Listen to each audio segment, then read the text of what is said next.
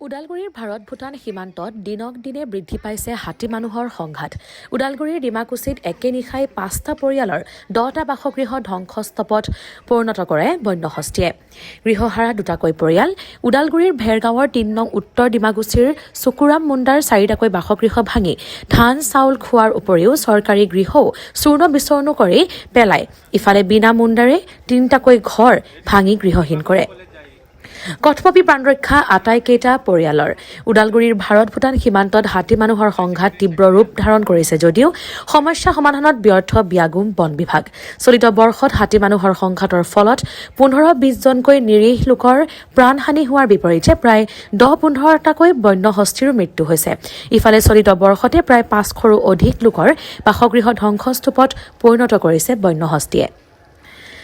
খাদ্যৰ সন্ধানত বনাঞ্চলৰ পৰা জনাঞ্চললৈ প্ৰৱেশ কৰি বন্যহস্তীয়ে এনেদৰে ভাৰত-ভূটান সীমান্তত উপদ্ৰৱ চলাই আহিছে বন্যহস্তীয়ে। বিনিদ্ৰ ৰজনী কটাবলগীয়া হৈছে ৰাইজে। আনকি ছাত্ৰ-ছাত্ৰীসকলে আনকি পঢ়া টেবুল এৰিও হাতী খেদিবলগীয়া হৈছে। সীমান্তৱৰ্তী লোকসকলৰ এটাই প্ৰশ্ন, হাতী মানুহৰ সংঘাত অন্ত পৰিব কেতিয়া?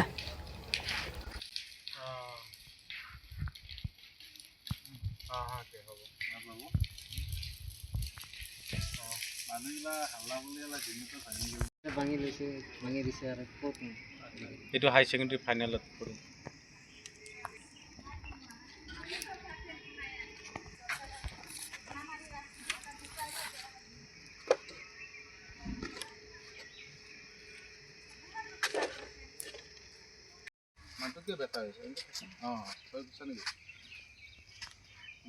এতিয়া নাই, সব হাতি ভাঙি পেলাই শেষ করে দিচ্ছে, কি করুন কি নাই। এটা উপায় না, আমার কত থাকিম কত নাই, কোনো নাই। এতিয়া এতিয়া রেশন চেশন সব খাই দিছে, চাউল চাউল সব খাই দিছে। আর এতিয়া চাউলও তো কিনবা লাগাও, এতিয়া পয়সা থাকলে সব বস্তু এটা খাই খতম করে দিছে। এতিয়া কি করিম আমি? আমার তো আছে 4জন আছে, 4জনের ওটা একটা বাইরেত গৈছে, বোৱাৰী আছে ঘৰত, এটা নাতি আছে, দেউতা আছে। পলাব লগা হৈছে। আৰু কোনে কেনেকৈ আৰু খেদাম তাক? হাতীটো সৰু মৰু নহয় না, ঠেলবাতো নোৱাৰি নাই তাক। যদি ছাগলী গৰু চৰু বোলে কিবা এটা লাঠি চাঠি দি কোবাই পালোঁ খেদাব পাৰোঁ না, এতিয়াতো খেদাব নোৱাৰোঁ না, ডাইৰেক্ট আছে পালি সোমাই গ'ল না। তো কি কৰোঁ? উপায় নাই, বগবাৰ ৰাস্তা লগা হয়। গোটেইকেইটা এটাও ঘৰ নাই, সব ঘৰ ভাঙছে, সব খাইছে। নাই নহ'লে হাতী এটা আছিল, কিন্তু এই অত্যাচাৰ কৰি আছে। মোৰ নাম চুকুৰাম মুণ্ডা। এতিয়া নাই, সব হাতি ভাঙি পেলাই শেষ করে দিচ্ছে, কি করুন কি নাই। এটা উপায় না, আমার কত থাকিম কত নাই, কোনো নাই। এতিয়া এতিয়া রেশন চেশন সব খাই দিছে, চাউল চাউল সব খাই দিছে। আর এতিয়া চাউলও তো কিনবা লাগাও, এতিয়া পয়সা থাকলে সব বস্তু এটা খাই খতম করে দিছে। এতিয়া কি করিম আমি?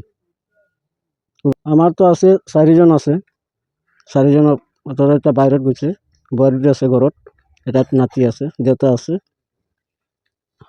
পলাব লগা হৈছে। আৰু কোনে কেনেকৈ আৰু খেদাম তাক? হাতীটো সৰু মৰু নহয় না, ঠেলবাতো নোৱাৰি নাই তাক।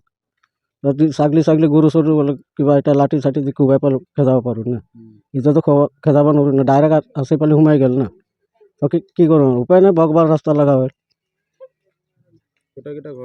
গোটেইকেইটা এটাও ঘৰ নাই, সব ঘৰ ভাঙছে, সব খাইছে। নাই নহ'লে হাতী এটা আছিল, কিন্তু এই অত্যাচাৰ কৰি আছে। মোৰ নাম চুকুৰাম মুণ্ডা।